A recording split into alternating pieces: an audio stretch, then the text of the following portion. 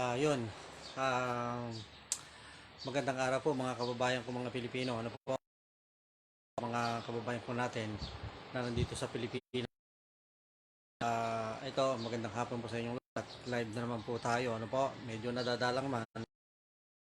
Pero ito po yung napakahalagang advisory po yung sasabihin po natin. Ano po, ako po yung nananawagan mga lalong particular po yung mga mamamayan po ng Gapan, Nueva Ecija. Ano po, una po sa lahat, siyempre nagpapasalamat po tayo dahil nagkaroon po tayo ng isang katulad ho nitong si Mayor Emeng dito ko sa bayan po ng Gapan. Ano po, yung kanyang accomplishment na talagang yung tulong, yung suporta niya sa lahat po ng mamamayan po ng Gapan. Ano po, kaunti lang po yung ano po natin, kaunti lamang po yung pag-uusapan po natin, pero ito napaka-importante, napakahalaga po ng mensahe po na ito. Alam po ninyo mga kapatid, ano po, sa totoo lang, ngayon po nakita po natin, ano? Nakita po natin yung talagang lumabas po yung talagang kulay nitong si Mayor Eming po ng Gapan, ano? Dahil ito nga po na ginagawa kung paano nyo po ilan yung kanyang mga kababayan dito po sa lungsod po ng Gapan.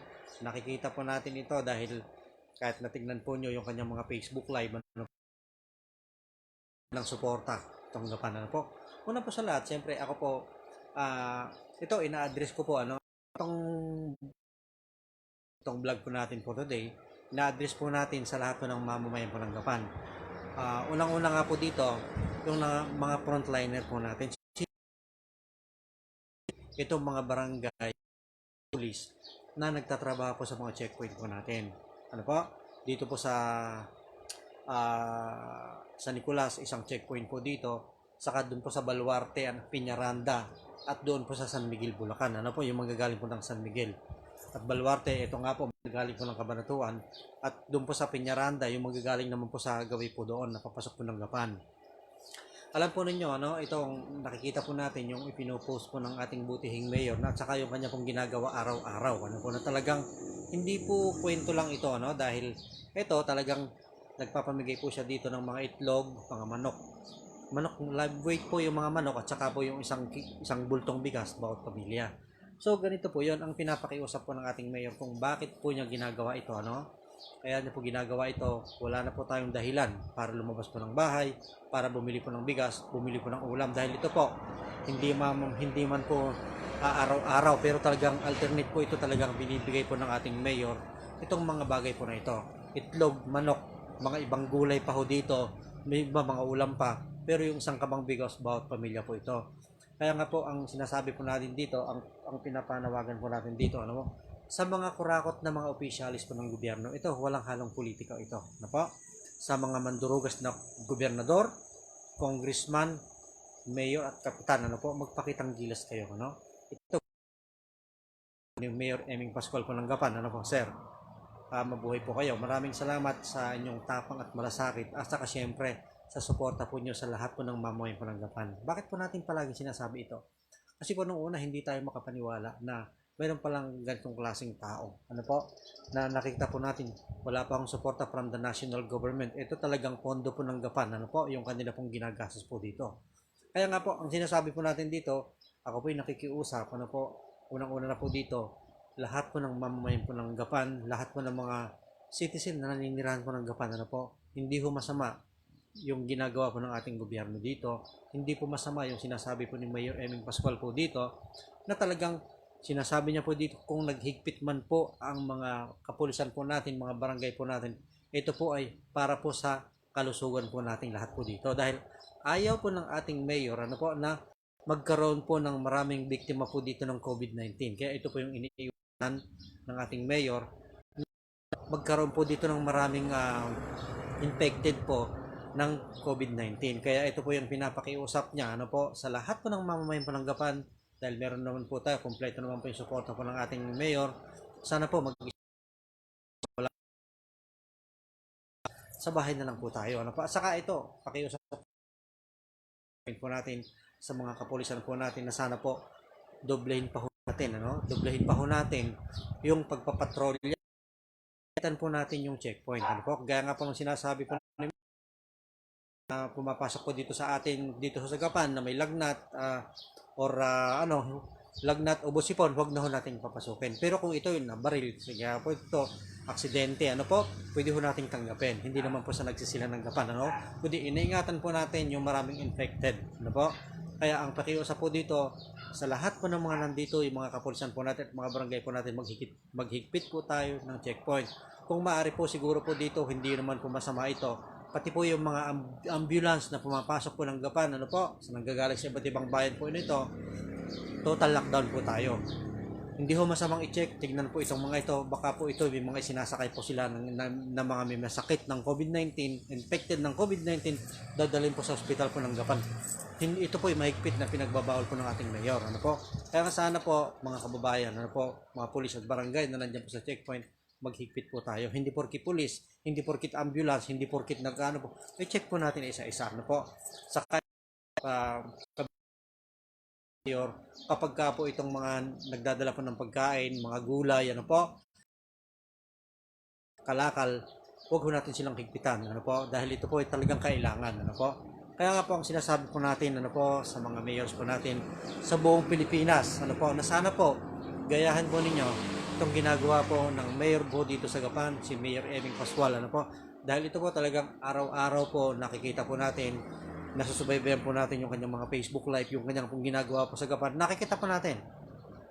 Kaya ako po saludo dito sa mamang itong si Mayor Eming Pascual, talagang nakikita po natin, araw-araw po umiikot, talagang chine-check niya po yung mga kababayan po namin na nandito po sa Gapan.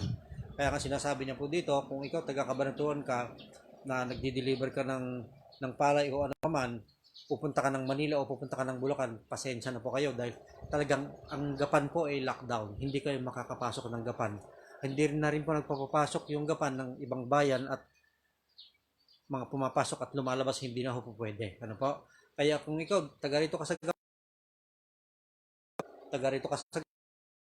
pwede. Lahat po ng mga kababayan po natin, sa mga kababayan po natin na nandito po sa Gapan, huwag po sanang matigas ang ulo po natin.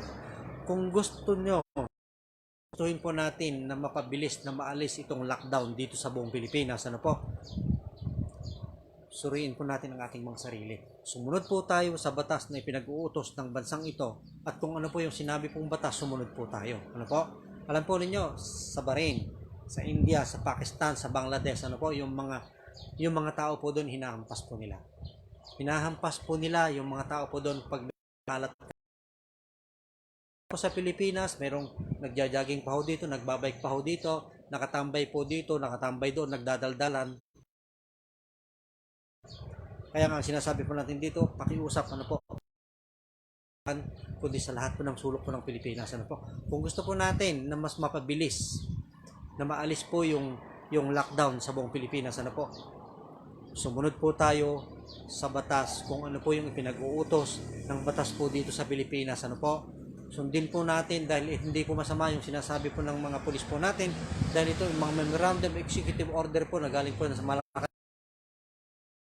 Ngayon, kung tayo po sumusuway dito sa pinag-uutos po ng gobyerno po na tendency pong masama. At saka ito nga sinasabi po natin, may mga vlog po tayo, sundin po nyo yung mga pinupost po natin. Si gobernador po ninyo, si congressman po ninyo, si mayor po nyo at yung kapitan, at hindi po sila sumusunod, hindi po nila ginagawa ang kanila pong trabaho. Nandyan po yung numero po ng ating DILG Secretary, si Martin Dino. Pwede nyo po siyang tawagan anytime, pwede nyo pong i-report itong mga barangay captain, mga mayors, etc. kung sino man durugas na hindi po nila tinutupad ang kanila pong mga trabaho. Kaya ito yung live po natin, ito po napaka-importante, pinaka-importante po sa lahat po, sumunod na lang po tayo, sundin po natin kung ano po yung sinasabi po ng batas, dahil kung hindi po tayo susunod, kung magiging matigas po yung ulo po natin, 1 buwan, 2 buwan, hindi lamang po 2 buwan ang lockdown po na ito kung hindi po tayo magkakaisa.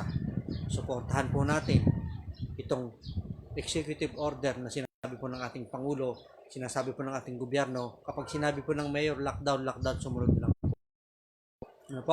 Muli po, sa lahat po ng mga kababayan ko mga Pilipino, saan mo po kayo sulok po ng mundo, ibang bansa o Pilipinas, sundin po natin po ng bansa na kung saan man po tayo. Ano po? Lalong-lalo na po dito sa Gapan, mahigpit po na pinagbabawal po ng ating mayor. Ano po? Na sana po magkaisa po tayo. San Nicolas, San Vicente, Santo Niño, ano po? Magkaisa po tayong lahat, ano po? Kung sino lang po yung may quarantine pass, siya lamang po yung kalusutin po natin, bibili ng gamot, bibili po ng pagkain sa labas. Gusto pong bilhin. At saka yung pakalat-kalat po sa kalsada, iwasan po natin. Iwasan po natin ito, yung kalat-kalat po sa kalsada dahil ito napakahirap pag nagkaroon po tayo ng sakit. Bakit po natin sinasabing napakahirap? Kapag ka nagkasakit ka, ihihiwalay ka sa pamilya mo, iko-quarantine ka doon sa Tarlac. Pagkatapos, pag ikaw lumala yung sakit mo, namatay ka, walang makikipaglamay sa'yo, pag inilibing ka, ikaw lang mag-isa, susunugin ka pa. Napakahirap po noon.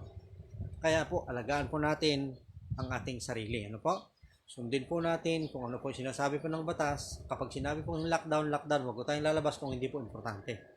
Napakasimple lamang po ng gusto po ng ating mayor. Ano po? Dito po sa Gapan.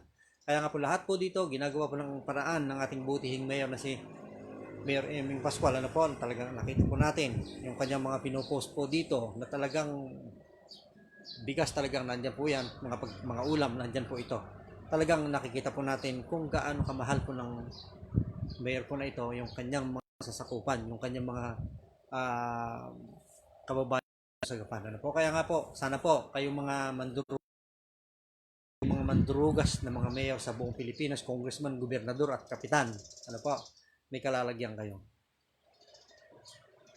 Kaya at sinasabi po natin, sana po tularan po ninyo itong ginagawa po ni Mayor Eming Pascual. Ano po? May mga nababalitaan po dito yung mayor po ng San Jose, si Mayor Cocoy Salvador. Ano po? Ito, nagpaplano na rin, may proposal na din kung ano yung ginagawa po ng Gapan, ganun din po ang kanila pong gagawin doon sa San Jose. Mayor Cocoy na Salvador po ng San Jose, saludo po sa inyo. Saka siyempre yung magaling na mayor po namin sa Gapan, Mayor Eming Pascual, kayo talagang galing mo. Sige lang sir, pagpatuloy niyo po yung kanyang ginagawa at talagang nakikita naman po natin yung support, pagmamahal po niyo sa lahat po ng mga mamamayan po dito sa Gapan. Ano po? Salamat pa rin po tayo sa patuloy na kanya pong ginagawa po dito na talagang suportahan po niya yung kanyang mga kababayan po sa Manila. Ano po? Kaya muli po, sana po ibang mayors pa po dito na wala pong ginawa po dito na kundi mga PP pa lang po dito, kundi mga PP ano, na wala po silang ginawa po dito kundi instead na ipamigay itong mga relief goods na binibigay sa kanilang national government, yung mga ibang donation na nagpupunta po sa bawat bayan po na nasakupan po nila, instead na i-support po nila, itulong po nila, ang ginagawa po nila, nire-repack pa ulit, ano po, at ipinamimigay. Hindi po dapat po ganoon. Kung ano yung nanggagaling po sa national, dahil ito po ay sapat-sapat na nakaripak na po ito, hindi na dapat po ito i-repack. At itong mga relief goods po na ito, dapat po diretso po ito sa, kung may gymnasium, hindi po sa bahay ni mayor, hindi po sa bahay ni gobernador, ni congressman at ni kapitan. Diretso po dapat ito sa gymnasium po, kung saan po dito, may sa Kapitolyo, kung saan po dito, dapat nakadiretso po doon. Hindi po sa bahay ni kapitan, ano po? Kaya sinasabi po natin dito, tatanggal ng mga mayors, gobernador, congressman at mga kapitan po dito pagkatapos po ng COVID-19. 101% sinisiguro ko po sa inyo. May kalalagyan po kayo. May kalalagyan po kayo dito dahil ito, marami na pong mga natatanggap tayong mga reklamo, mga sumbong po dito, mga ebidensya, may mga video po dito. Yung ginagawa man po nila ho dito, baka nga ho sinasabi po ho nila dito, baka pagkatapos po ng lockdown ho dito, si Mayor may isang malaking grocery store na, si Barangay Captain may grocery. Kaya nga sinasabi po natin sa mga kababayan po natin na kung may mga mayors po dito na talagang ebidensya, talagang nakikita po natin na may mga ebidensya po tayo, i-report po natin. Ano po, dahil nandyan po yung number po ni Martin Dino, ni DLG Secretary. Ano po, nandyan po sa post po natin, sa mga vlog po natin nung nakaraan. Tignan nyo po, nandyan po yung ano po, pwede na hindi ho ginagawa yung kanilang tungkol. Salamat po sa inyo at muli po, salamat dahil namin, Mayor Eming Pascual ng Gapan. Ano po, sir? Nandito lamang po tayo. Hindi ho natin titigilan ito hanggat hindi ho natatapos itong COVID-19 po na ito. Maraming salamat po, Mayor Eming, sa tapang mo, ang malasakit at pagmamahal mo sa lahat po ng taga-Gapan. Saludo po kami sa inyo. Na po ako. Ano lang po pala, paki-like at paki-share na lamang po natin. Maraming salamat sa inyong lahat. Mabuhay po tayo. At saka siyempre po, lahat po ng mga kababayan po natin, mga nasa Bahrain, mag-ingat po kayo dyan. Ano po? Huwag po kayo masyadong nagpapanik regarding po sa nangyayari po dito sa Pilipinas dahil wala pong problema. Ang sobrang problema lang po dito, ang sobrang nakakapagpanik lamang po dito, yung mga pinopost po nila sa Facebook. Ano po? Itong tinatawag ng mga fake news. Huwag po kayo masyadong nagpapaniwa sa fake news. At saka ho dito sa mga pinopost po nila sa Facebook. Hindi ho ganun kalala ang problema po dito sa Pilipinas. Ano po? Kaya po nagkaroon po ng lockdown dahil iniingatan lamang po ng mga barangay captain, ng mga mayors po natin at siyempre ng Pangulo po natin ang lahat po ng mga Pilipino dito sa Pilipinas. Kaya po nagkaroon po ng lockdown para hindi na ho lumaganap pa o dumami po yung infected ng COVID. Yun, pero so far naman po, hindi naman po ganun kalala dito sa Pilipinas. Ano po? Salamat po ng marami. Mabuhay po kayong lahat. Diyan po sa Bahrain. Ano po? Magandang umaga po sa inyong lahat. Sign up na po.